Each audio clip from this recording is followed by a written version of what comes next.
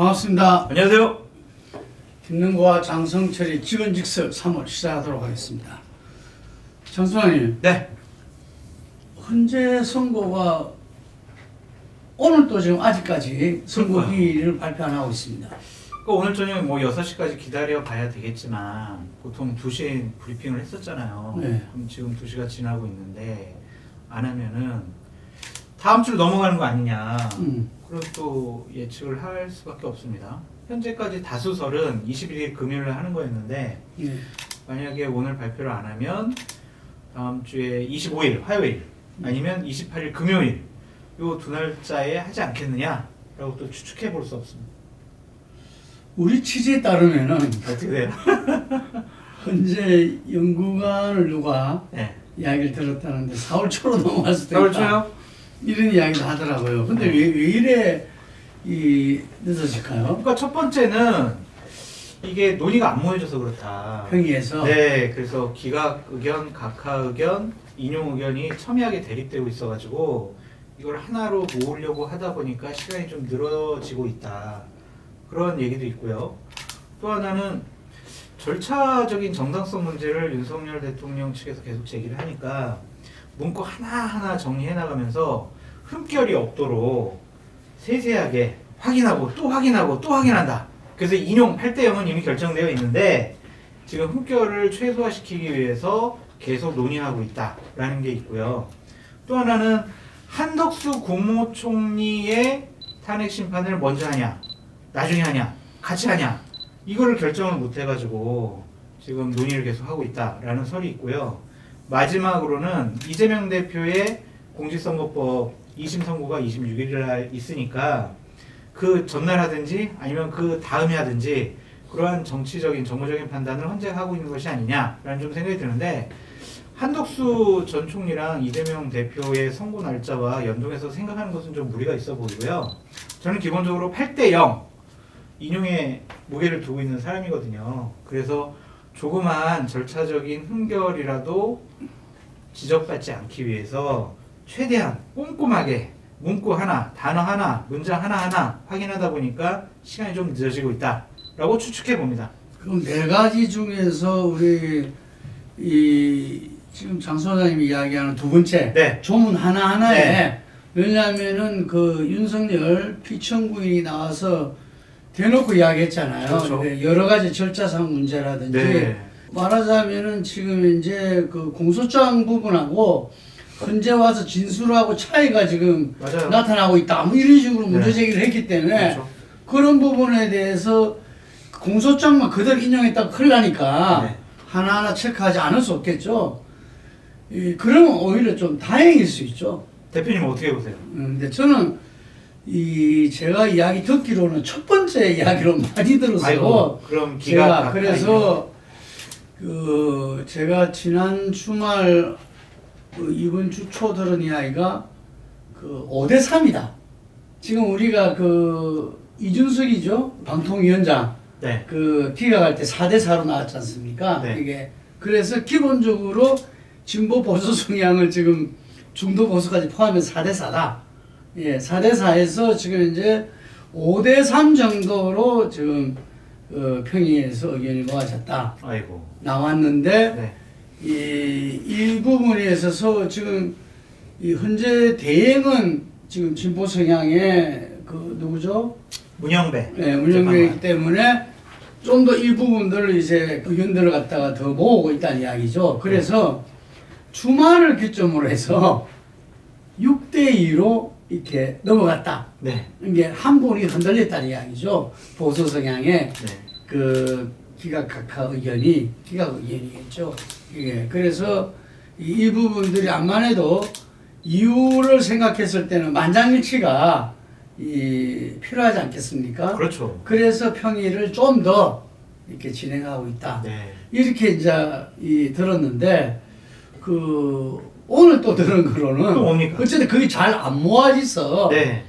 조금 이렇게 늦춰질 수 있다 이런 이야기를 들었거든요. 그런데 지금 우리 헌법재판소는 사법부의 재판부하고는 조금 다르잖아요. 다르죠. 네, 그래서 현재는 우리 알다시피 이번에 이 87년 개헌이 이야기 나오고 있는데 87년도 헌법 개정을 하면서 다시 부활된 거거든요. 그렇죠. 예, 헌재가. 그래서 이것이 좀 독립적인 우리 헌법기관으로 정말 우리 중요한 정치적 문제에 그 국민적인 어떤 이 뜻을 모아달라. 이래서 생긴 거잖아요, 이게. 그래서 이 대통령 탄핵이라는 이유는 너무나 중차대한 문제니까 이 부분에 있어서 어떤 면에서는 그냥 사법부 판결하고 좀 다르다. 그래서 많은 분들이 헌재의 판결은 정치적인 성격을 띌 수밖에 없다는 이야기를 해요. 홍준표 시장도 오늘 또 그런 얘기 하셨어요. 오늘 또 그런 말 했어요? 그거 어떻게 보십니까? 근데 그게 맞아요. 재판이라는 것은, 심판이라는 것은 헌법과 법률과 양심에 따라서 해야지 정치적인, 정무적인 판단이 들어가게 된다면 오염될 수밖에 없잖아요. 그럼 그건 아무리 생각해도 옳지가 않은 것 같습니다. 그러면은 윤석열 대통령이 탄핵이 인용이 되면 대선이 이루어져야 되고 그럼 나라가 혼란스러워질 수가 있고 보수 성향의 재판관들 같은 경우에는 그럼 이재명 대표가 대통령 되면 안 되지. 그런 정무적인 판단 때문에 이것을 기각각하로 한다. 그것은 너무 대한민국이 비참해질 것 같아요. 예. 근데 그 정치적인 성격을 띈다는 것은 저는 어쩔 수 없다고 봅니다. 그렇습니까? 네. 그리고 그 정치적 성격이라는 것은 뭐냐면 그분들도 이 나라 국민입니다. 네. 그분들도 성향에 떠나서 그래서 왜 비상계엄이 됐고 왜 탄핵이 소추가 됐고 그런 부분들이 이 대한민국을 위해서 이 나라 땅에 사는 사람 입장에서 국민을 위해서 미래를 위해서 어떤 판결을 해야 된다는 것을 갖다가 본인 또 역사 앞에서 자기들이 자기 기록으로 남는 거잖아요. 맞습니다. 그래서 신중하지 않을 수 없고 그런 부분에서 제가 아까 이야기한 대로 이 정말 누구 표현으로 지금 51대 49의 피 흘린 민주주의 0.73%로 대통령이 되고 나서 계속 헛발질 이것이 나라를 이만큼 만들었는데 그 부분에 지금 만장일치가 되지 않으면은 그럼요. 후폭풍이 너무 거셀 것 같아요. 그게 좀 세요. 네, 그래서 그거를 이 헌재에서 나름대로 역할을 하기 위해서 지금 평의가 길어지고 있다. 전 선의로 그래 봅니다. 그럼 대표님 몇 대 몇으로 딱 보십니까? 지금 현재 제가 이야기 들어온 거는 그렇지만 네. 최종 결론은 버킹엄이라는 말이 있잖아요. 8대 0으로 보는 8대 0으로 인용. 네. 네. 인용으로 지금 가고 있는데 근데 이게 오히려 윤석열 피청구인 입장에서 악재가 된 게 석방이 악재가 됐다는 이야기가 있어요. 그래요? 예. 아니 석방 구속 취소 석방이 윤석열 대통령의 그동안 주장과 논리가 더 힘을 받는다 이런 평가가 있었는데 실제로 그 이후의 민심 아까 정치적 성격을 띌 수밖에 없다고 그랬잖아요. 그랬을 때 그 이후에 탄핵 인용과 기각 사이 여론이 오히려 더 벌어졌어요. 그렇죠. 예, 탄핵 인용이 더 높아지고 기각이 떨어진 거죠. 그게 이 많은 여론조사에서 조사 전문가 대표한 친구가 의하면은 18개 그 조사를 다 종합해 봤을 때 네. 이 벌어지고 있다. 그 추이가 네. 왜 그런가 했더만은 윤석열 대통령이 석방되면서 보수가 상당히 좀 느슨해졌다. 결집이 이런 부분이 있고 진보는 지금 난리잖아요. 이게 어떻게 될지 모른다 불안감이 있으니까 지금 민주당 의원들 보면은 매일 지금 도보 행진을 해요. 국회에서 현재까지 16km입니까? 맞습니다. 그래서 뭐 운동 삼아 좋을 수도 있지 농담을 하지만 시민들과 함께 그 도보 캠페인을 벌이고 있는데 그러면서 오늘 또 뭐 심야의총을 한다든지 지금 총력전을 기울이고 있거든요. 그래서 진보는 그 결집이 오히려 강화됐다. 이게 지난 1월달 같은 경우에 여론조사가 약간 변화된 게 그 윤석열이 구속되면서 보수층에서 지지도 강화되고 이러면서 이렇게 정당 지지도도 오차 범위 내에 들어가고 있잖아요. 그에 반대 현상. 윤석열 석방으로 역풍이 불고 있다고 이야기해요. 그 세상이 이런 모르는 겁니다. 석방되면서 오히려 기세를 불린다고 했지만 근데 가만히 봐보세요. 윤석열 대통령이 나오고 나서 가만히 있잖아 지금. 가만히 있죠. 왜 가만히 있다고 해요? 헌법재판관들을 자극하지 않기 위해서. 바로 그겁니다. 가만히 있어요. 또 하나 있는 것 같아요. 자꾸 그냥 메시지를 내고 행동을 하게 되면은 지금까지 그냥 가만히 좀 상황을 지켜보던 국민들 도대체 윤석열 뭐 하는 거야? 거리로 나가자! 이렇게 해서 태극기 부대의 시위가 촛불혁명으로 덮을 것 같아가지고 그 점을 좀 두려워하는 것 같기도 하고요. 그렇죠. 최근에 보면은 이 새롭게 그 MZ 세대라든지 이런 분들이 탄핵 집회에 많이 가담을 하고 있어. 그럼요. 야, 불안하다는 거죠, 이게. 불안해요. 이거 어찌 될지도 모르겠다. 네. 이미 끝난 줄 알았더니 아니구나. 네. 그래서 저는 그런 민심들이 오히려 그 윤석열 석방 역풍으로서 드러나면서 아마 이 말하자면 아까 흔들렸다는 보수 성향의 헌법재판관이 바로 그 상징 아니겠는가. 네. 이래 보는데 아마 제 추정컨대는 이 헌법재판소가 우리 87년 6월 혁명으로 이루어진 헌법재판소답게 8대 0으로서 새로운 대한민국의 문을 열지 않나 이렇게. 그렇게 해야죠. 예. 진짜 윤석열 대통령 복귀한다는 거 생각만 해도 너무 끔찍해요. 네. 젊은 층들은 좀 어떨까요? 어제 제가 그 이준석 대표한테 물어봤는데 젊은 층들의 요즘 나오는 거부 성향에 대해서는 전혀 우려할 바가 없다. 그렇죠. 일부겠죠. 이렇게 이야기하더라고요. 일부의 분들은 국어 성향도 보이고 보수 성향도 보이고 중도 성향도 보이고 다 그런 거지. 대부분의 뭐 젊은 층들이 국어 성향 보인다 그렇게 볼 수는 없을 것 같고요. 거리로 나와서 서부지법을 침탈했던 그런 극렬분자들 같은 경우도 아주 극소수일 거예요. 그래서 보다 더 합리적으로 국민들의 상식적인 판단을 믿어봐야 되지 않을까 그런 생각이 좀 듭니다. 저는 이 ARS 여론조사를 하는 조사 이 업계에서 굉장히 주의해야 된다 봐요. 왜냐하면 ARS는 본인이 누르잖아요. 자기가 남성인지 여성인지도 커버 못합니다. 연령은 말할 것도 없고요. 이게. 그래서 그 호남에서 윤석열 그 지지가 40% 나온 적이 있어요. 말도 안 되는 거잖아요. 그런데 그 예를 들면은 70대 이상들한테 20대 호남으로 눌러라. 뭐 이런 게 뭐 돌아다니고 그랬대요. 그런 얘기 들은 적 있습니다. 그죠? 그러니까 이 ARS 조사에서 연령별하고 지역별 이 부분들을 갖다가 제대로 하기 위해서 보조적으로 다른 설문도 넣는다는 겁니다. 예를 들면 뉴진스를 아느냐? 저는 모르거든요. 근데 뉴진스를 그 20대에서 모른다. 라는 층이 더 많으면 그건 좀 문제 있다는 이야기인 거죠. 이게. 그러니까 그런 설문을 넣어서라도 지금 이 중대한 시점에 여론조사를 국민들한테 발표하는 ARS 업체는 상당히 주의 깊게 해야 될 것 같아요. 자기들 제가 이야기를 들어보면 자기들로서는 도리 없다는 말만 해가 될 일이 아니거든요. 그럼요. 그렇잖아요. 오류를 계속 잡아내고 수정하고 오류가 나타나지 않도록 규정이나 제도를 개선하는 것이 업체가 해야 될 일이잖아요. 근데 거기에 들어가는 게 소요 시간과 소요 비용이 더 투입된다는 건 그거 들어가야 됩니다. 다 들어가야죠. 안 그러면은 보도를 안 하죠. 비보도 해야죠. 비보도. 정확치 않은 여론조사가 국민들에게 영향을 끼칠 수가 있잖아요. 그러니까 그러면 안 돼요. 정확하게 해야지. 저는 아직까지도 명태균 씨가 뭔 조사를 가지고 뭔 조작을 해가지고 그렇게 됐는가 잘 모르겠는데 이거는 이제 표본의 그 DB를 가지고 좀 그랬다는 이야기들이 많아요. 그래서 경선 과정을 이 경선에 주로 영향을 끼친 거잖아요, 이게. 그래서 그런 부분들은 아마 이 민주당은 별 상관이 없을 건데 국힘 쪽에서는 상당히 영향이 클 것이다. 그래서 이전부터 이야기하지만 여론조사로서 이 공직 후보를 선출하는 거는 차제에 지양돼야 된다. 대안이 있으세요?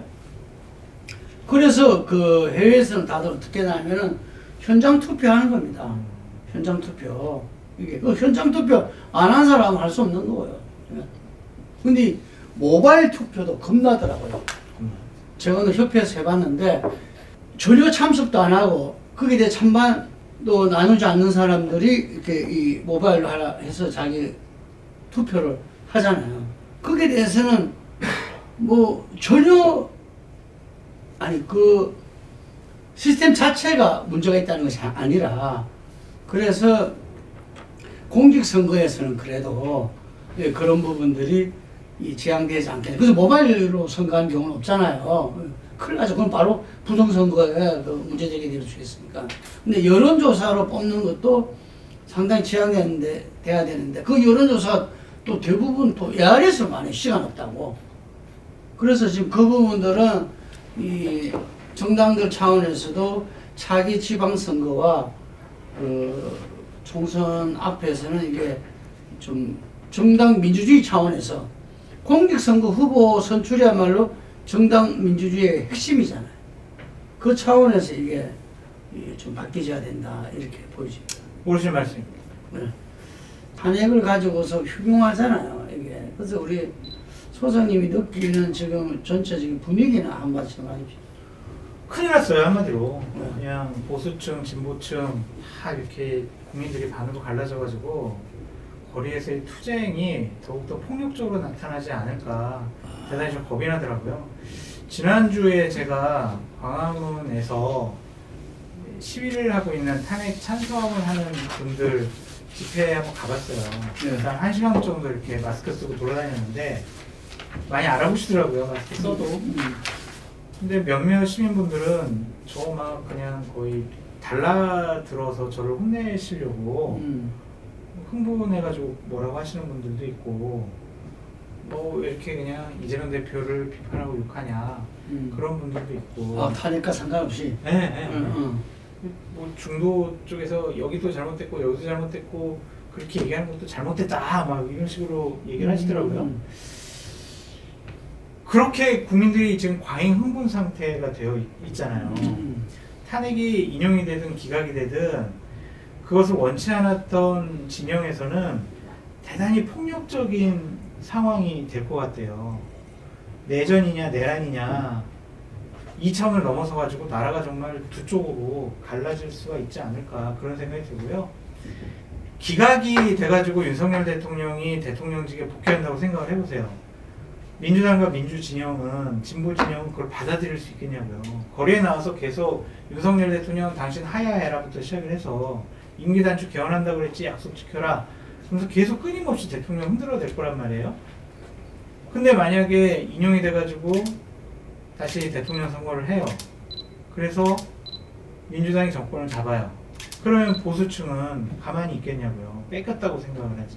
그래서 끊임없이 새로운 대통령 흔들어댈 거란 말이에요. 그래서 이게 나라가 위기 앞에서 그래도 통합해야 되는데 저는 위기 앞에서 더 둘로 갈라질 것 같아가지고 또 그거를 정리하거나 그러시면 안 돼요 라고 얘기할 만한 큰 나라의 어른도 없는 것 같고, 그랬다가는 한쪽 진영으로부터 완전히 손가락질 당하고 멱살 잡힐 것 같고, 큰일 났어요 한마디로. 그러니까 조기 대선이 끝이 아니잖아요. 그렇지 않죠. 시작이에요. 조기 대선이 끝이 아니라 새로운 대한민국의 시작인데, 지금 현재로 보면은 조기 대선이 끝나고 나면은 네. 누군가가 대통령으로 선출되고 나면 그때부터 진짜 내란과 내전이 시작될 것 같아요. 모르신 말이에요. 이걸 대비하지 않으면은 이거는 정치든 경제든 다 대한민국이 망하는 거죠. 나라 망할 수 저는 있죠. 그래서 목 놓아서 우리 이재명 대표한테, 저는 이광재 전 강원지사가 잘 이야기했다가요, 51대에서 피 흘린 민주주의가 아니라 7대3의 어떤 이 공화국으로 가야 된다. 최소한 70% 되면은 30%에 대한 아량도 생깁니다. 이게 포용도 생기고. 그래서 최소한 60% 이상이 지지하는 대통령이 탄생해야 되고, 그걸 위해서 공동정부를 갖다가 연합정부로 나가는 이야기고, 이게 보수 쪽에서도 마찬가지입니다. 1대1로서 한판 승부를 하려면은 정말 비상계엄과 탄핵의 선을 끊고 윤석열의 선을 끊고 한번 보수가 새롭게 기회를 달라고 호소해야 되고, 그럼요. 그 속에서 중도 보수, 예를 들면은 이게 유승민 대표 말처럼 배신자 프레임이 있더라도 기회를 주고, 그럼요. 예를 들면은 그렇게 나가야 된다는 거죠. 이게 그럴 때 우리가 그 대선 이후에 정말 내란과 내전을 막을 수 있는 유일한 그 방책인 것 같아요. 그러니까 대표님, 저는 이제 보수파 진영에서 활동해왔던 사람이고 그쪽을 계속 지지하지만, 대한민국이라는 공동체가 유지돼야 된다라는 그런 생각이 있는 거예요. 그러니까 제가 원치 않는 사람이 대통령이 되더라도 그 사람 존중해주고, 그 사람이 대한민국의 시스템과 제도를 존중하면서 본인을 반대한 그런 진영의 대한민국 국민들까지도 그냥 대한민국 국민으로서 품어안고, 그냥 대한민국 국민의 대통령이 돼야지 민주당 진영, 진보 진영의 대통령이 돼야 되겠다라고 생각하는 순간 나라는 또 엉망진창이 될 것 같거든요. 그래서 대한민국 공동체를 지키기 위해서 대선 후보들과 중요한 정치 지도자들이 자꾸 자극적인 단어로 국민들을 선동하고 폭력적인 행위를 불러일으키도록 뒤에서 조장하는 것은 아닌 것 같아요. 아무리 생각해도 이건 잘못된 것 같아요. 그래서 이재명 대표나 아니면은 국민의힘의 주요한 지도자들도 좀 단어를 순화시켜서 얘기했으면 좋겠다. 그런 생각이 듭니다. 그러니까 이번에 그 인용이 되고 대선 국면이 벌어지면 모든 후보들이 제일 먼저 국민들한테 약속해야 될 것은 국민 통합입니다. 통합이죠. 네. 그래야죠. 그런 측면에서 이준석 대표가 그래도 젊으니까 센스 있게 자가 우가 아니라 앞으로 이런 이야기를 센스 있게 이야기했는데 정말 진보 보수가 어느 게 옳고 그름이 아니잖아요. 이게 다른 거지 틀린 게 아니잖아요. 그렇죠. 네. 그런 부분에서 어제 제가 봤던 칼럼 중에서 이 경향의 정의진 칼럼니스트였는데 이 진보 측 일부가 극우 세력을 처단해야 된다. 처단은 어느 쪽이든 간에 해서는 안 됩니다. 다 우리나라 국민들이고 자기들 의견과 입장이고 또 그 나름대로 그 세력의 노선이거든요. 그건 그대로 존중하면서 우리가 대다수 국민과 함께 대한민국의 새로운 대문을 열어 나가기 때문에 이 역할을 해야 될 부분들이 이 대선 주자들입니다. 이 대선 주자들이 뭐 지금 뭐 많게는 뭐 20분 정도 그런데요. 여야 다 합해서 이분들이 다 국민 통합을 이야기해야지. 예를 들면 저는 김무수 장관도 기대한 바 큽니다. 왜냐하면 이분도 정말 본인이 이야기한 대로 서민을 위해서 힘없고 약한 자를 위해서 인생을 살아왔다. 그 이야기하는데 나라를 위해서 또 대선 후보 경선에도 한번 나왔어요. 서울시장 때도 나왔고 안 됐지만 그래서 이분도 나올 때 국민통합의 메시지로 출발해야 돼. 이게 모두가 거기에 대해서 내놓고 국민들한테 약속하고 가지 않으면은 그 어떤 후보도 국민들이 그들도 안 봐야 돼요. 맞습니다. 예. 옳으신 말이에요. 앞으로 계속 우리는 국민통합의 새로운 대한민국을 위해서 주창하겠습니다. 폴리뉴스가 앞장서 주십시오. 감사합니다. 감사합니다.